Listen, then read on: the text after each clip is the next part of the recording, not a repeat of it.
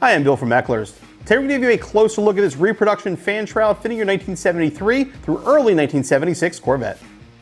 The fan shroud is an often overlooked component of your cooling system on your classic Corvette. The fan shroud's job is to take the air from the fan and distribute it evenly across the radiator, which allows the car to run much cooler. Oftentimes, these components get damaged or even missing over the years, and it makes your system way less efficient. This is a reproduction of the original one found on the 1973 through early 1976 Corvette. It is made right here in the USA of the correct fiberglass material, and it'll be a direct drop-in replacement for the factory piece. The correct fan shroud for the later 76 through 82 Corvette and other cooling upgrades for your classic Corvette are available right now at Ecklers.com.